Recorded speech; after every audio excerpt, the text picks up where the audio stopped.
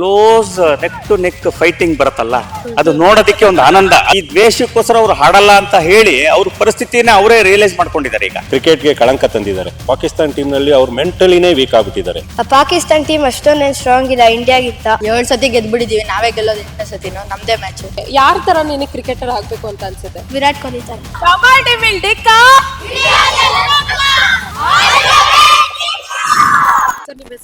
ನನ್ನ ಹೆಸರು ಜಾನಕಿರಾಮ್ ಅಂತ. ಇಲ್ಲಿ ನಾವು ಈ ಕ್ಲಬ್ಗೆ founder, we are all one of the founder. ಏನಂದ್ರೆ ನಾವು ಕಷ್ಟಪಟ್ಟು ನಾವು ಬೆಳೆದು ಬಂದಿದ್ದೀವಿ. ಈಗ ಕೋಚ್ ಕೊಡ್ತಾ ಇದ್ದೀವಿ ಮಕ್ಕಳಿಗೆ, ಅವರು ನಮ್ಮ ಥರ ಇಂಪ್ರೂವ್ ಆಗಲಿ ಅಂತ.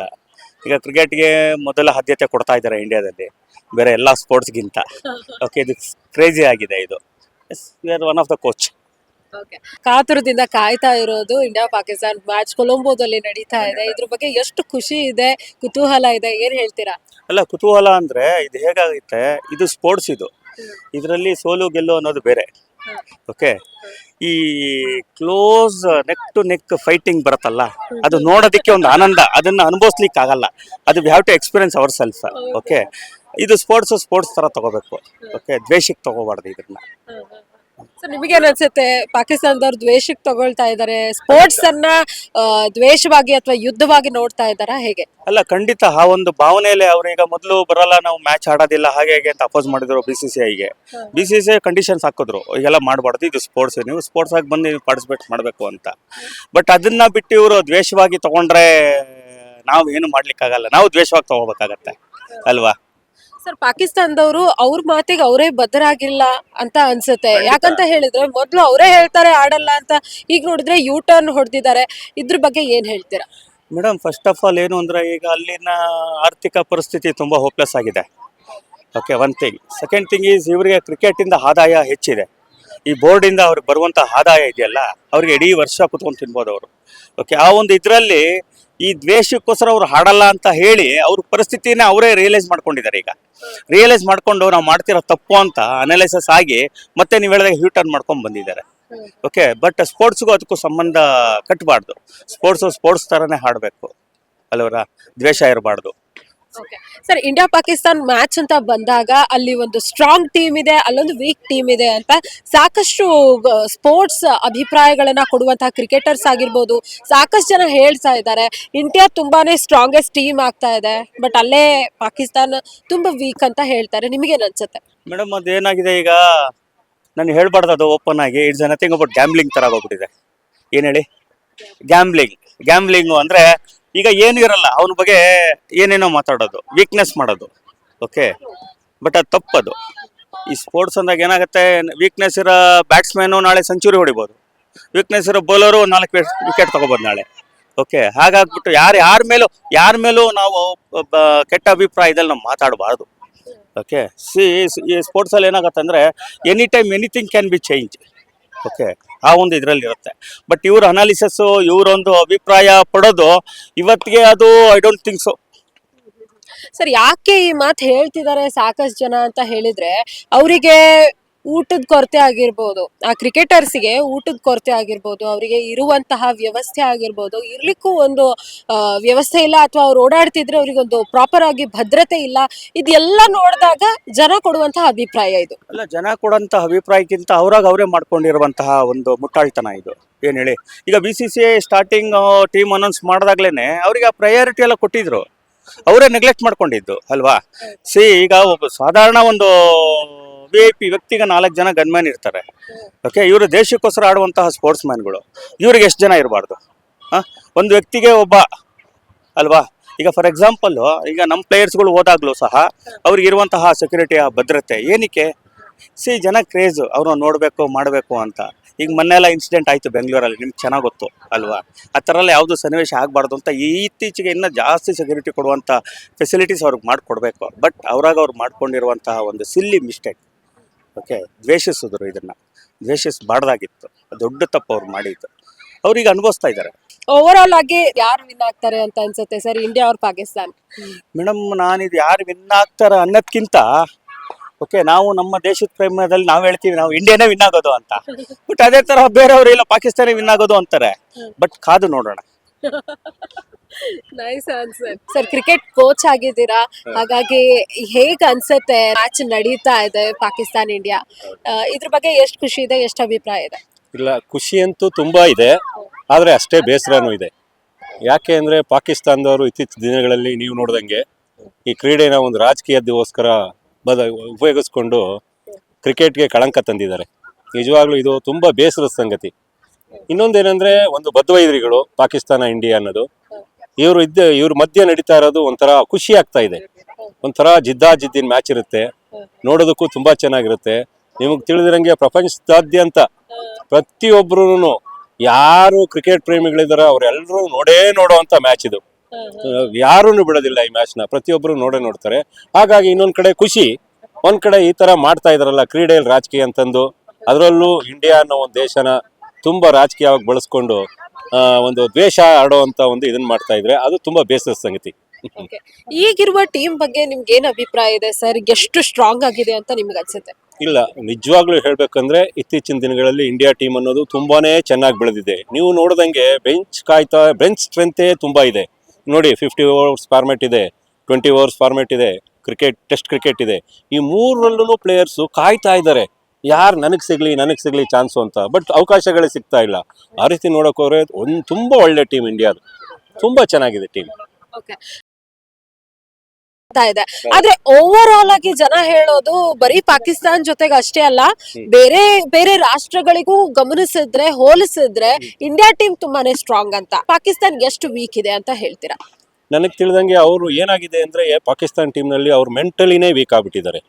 ಯಾಕೆ ಅಂದ್ರೆ ಅಲ್ಲಿಂದು ಕ್ರೀಡೆ ಏನಾಗಿದೆ ಇದೆ, ಈ ತರ ಹೇಳದ್ನಲ್ಲ, ರಾಜಕೀಯ ದುರುದ್ದೇಶಕ್ಕೆ ಬಳಸ್ಕೊಂಡು ಪ್ಲೇಯರ್ಸ್ಗಳೆಲ್ಲ ಅವರು ಮೆಂಟಲಿ ಒಂಥರ ವೀಕ್ ಆಗ್ಬಿಟ್ಟಿದ್ದಾರೆ. ಅವ್ರಿಗೆ ಆಡ್ಬೇಕು ಅನ್ನೋ ಹುಮ್ಮಸ್ಸಿದ್ರು ಆಡಕ್ ಆಗ್ತಿಲ್ಲ. ಸೊ ಆ ತರ ಆಗ್ಬಿಟ್ಟಿದೆ. ನಮ್ಮ ಇಂಡಿಯಾದಲ್ಲ ಆ ತರ ಅಲ್ಲ, ತುಂಬಾ ಎನ್ಕರೇಜ್ಮೆಂಟ್ ಇದೆ, ಒಳ್ಳೆ ಪ್ಲೇಯರ್ಸ್ಗೆ ಆಲ್ವೇಸ್ ಚಾನ್ಸ್ ಸಿಗ್ತಾ ಇದೆ. ನಾನು ಹೇಳ್ದಾಗೆ ಬೆಂಚ್ ಸ್ಟ್ರೆಂತೇ ತುಂಬಾ ಇದೆ. ಹಾಗಾಗಿ ಕಾಯ್ತಾ ಇದ್ದಾರೆ, ನನಗೆ ಸಿಗ್ಲಿ ಚಾನ್ಸು ಅಂತೇಳಿ. ಸೊ ಹಾಗಾಗಿ ಇಂಡಿಯಾ ಟೀಮು ಇಡೀ ಪ್ರಪಂಚದಲ್ಲಿ ಎಷ್ಟು ಜನ ಕ್ರಿಕೆಟ್ ಆಡ್ತಾರೋ ಅಷ್ಟು ಜನಕ್ಕೆ ಕಂಪೇರ್ ಮಾಡಿದ್ರೆ ಒಳ್ಳೆ ತಂಡ ಇಂಡಿಯಾದ. ಸರ್, ಈಗ ಒಬ್ಬ ಕ್ರಿಕೆಟರ್, ಅದರಲ್ಲೂ ರಾಷ್ಟ್ರ ಮಟ್ಟದ ಒಬ್ಬ ಕ್ರಿಕೆಟರ್ಗೆ ಏನೆಲ್ಲ ಇರಬೇಕು? ಮೂಲ ಸೌಕರ್ಯ, ಭದ್ರತೆ ಇರಬೇಕು, ಒಳ್ಳೆ ಆಹಾರ ಇರಬೇಕು, ಇರ್ಲಿಕ್ಕೆ ಒಂದು ಒಳ್ಳೆ ವ್ಯವಸ್ಥೆ ಇರಬೇಕು. ಇದೆಲ್ಲ ಕೂಡ ಪಾಕಿಸ್ತಾನ್ ಟೀಮ್ದವರಿಗೆ ಇಲ್ಲ ಅಂತ ಹೇಳ್ತಾರೆ. ಇದ್ರ ಬಗ್ಗೆ ಏನ್ ಹೇಳ್ತೀರಾ? ಖಂಡಿತ ಕೆಲವ್ರಿಗೆ ಇರ್ಬೋದು, ಸುಮಾರು ಜನಕ್ಕೆ ಪಾಕಿಸ್ತಾನದಲ್ಲಿ ಈ ಒಂದು ಏನು ಈ ಹಣದ ಕೊರತೆ ಇರ್ಬೋದು, ಮತ್ತೆ ಮೂಲ ಸೌಕರ್ಯಗಳು ಕೊರತೆ ಇದೆ ಅಲ್ಲಿ. ಯಾಕೆಂದ್ರೆ ಪ್ರಪಂಚದಾದ್ಯಂತ ಗೊತ್ತು ಅವರು ಎಷ್ಟು ಪೂರಿದ್ದಾರೆ ಕಂಟ್ರಿ ಅಂತೇಳಿ. ಸೊ ಕ್ರಿಕೆಟ್ ಪ್ಲೇಯರ್ಸ್ಗೂ ಅಷ್ಟೇ, ಅವರು ಅಷ್ಟೊಂದು ಚೆನ್ನಾಗಿಲ್ಲ ಅಂತ ನನ್ನ ಅನಿಸಿಕೆ. ಆದರೆ ನಮ್ಮ ಇಂಡಿಯಾದಲ್ಲಿ ಎಲ್ಲ ಸವಲತ್ತುಗಳಿದೆ, ಎಲ್ಲರ ಬಳಿನೂ ಹಣ ಇದೆ, ಮತ್ತು ಮೂಲ ಸೌಕರ್ಯಗಳಿಗೆ ಕೊರತೆನೇ ಇಲ್ಲ.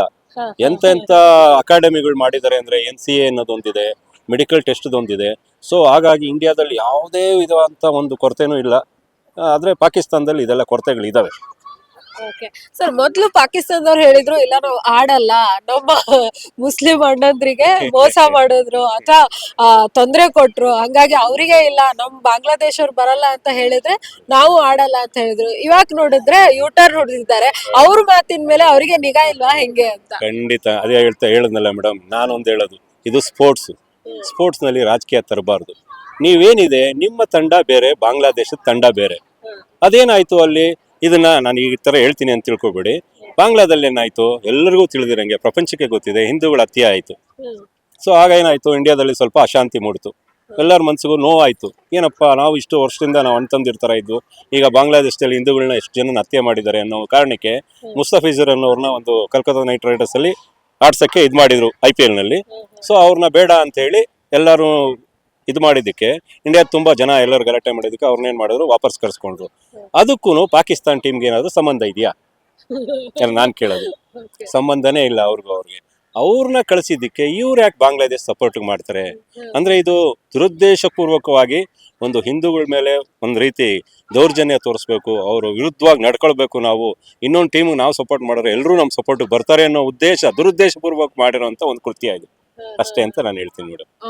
ಓವರ್ ಆಲ್ ಆಗಿ ಏನ್ ಹೇಳ್ತೀರಾ ಸರ್, ಯಾರು ವಿನ್ ಆಗ್ತಾರೆ? ಖಂಡಿತ 100ಕ್ಕೆ 100% ನಮ್ಮ ಇಂಡಿಯಾನೇ ಗೆಲ್ಲೋದು.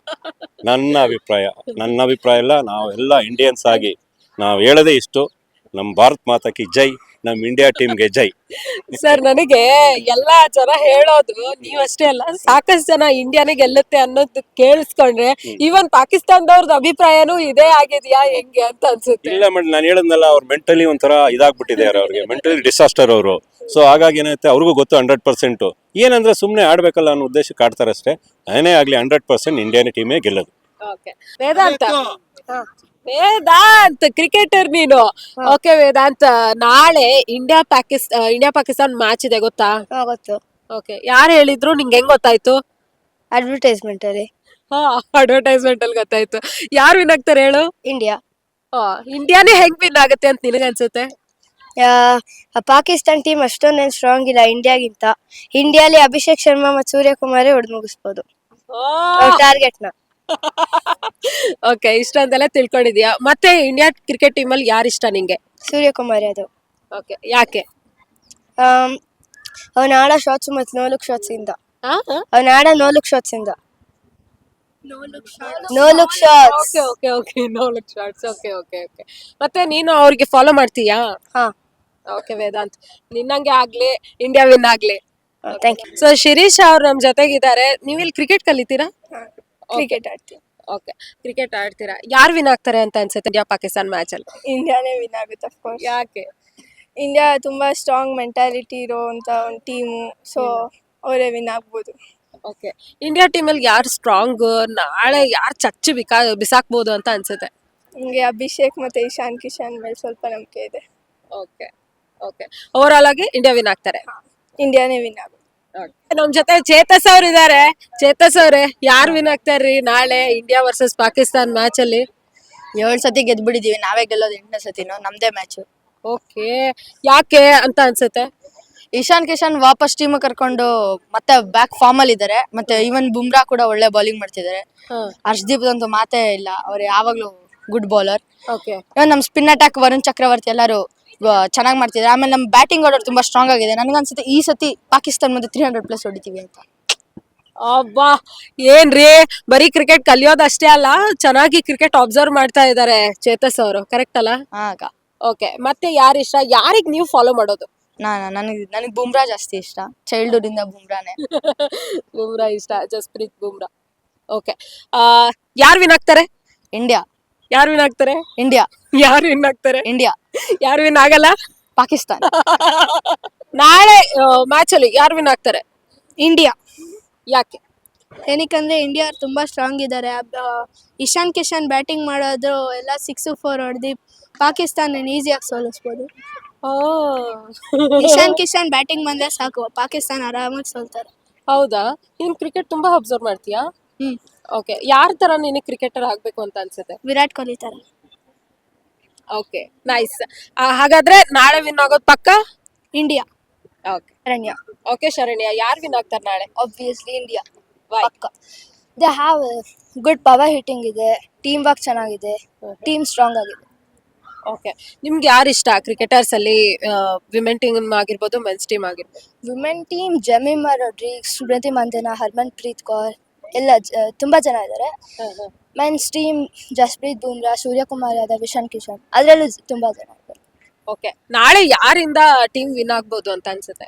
ಇಶಾನ್ ಕಿಶನ್ ಇಲ್ಲ ಅಂದ್ರೆ ವರುಣ್ ಚಕ್ರವರ್ತಿ ಅಂತ. Okay, India. ಯಾಕೆ? ಏನಕ್ಕಂದ್ರೆ ಇಂಡಿಯಾ ಟೀಮಲ್ಲಿ ಸ್ಟ್ರಾಂಗ್ ಆಗಿದ್ದಾರೆ, ಹಾಗೂ ಇಂಡಿಯಾ ಥರ ಯಾವ ಕಂಟ್ರಿನೂ ಅಷ್ಟೊಂದು ಚೆನ್ನಾಗಿ ಕ್ರಿಕೆಟ್ ಆಡಲ್ಲ.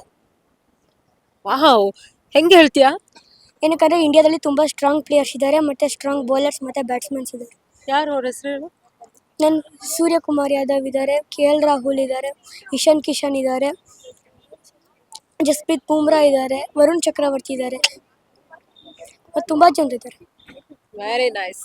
ಹಾಗಾದ್ರೆ ನಾಳೆ ವಿನ್ ಆಗೋದು ಪಕ್ಕ? ಇಂಡಿಯಾ. ನಿಮ್ಮ ಹೆಸರು?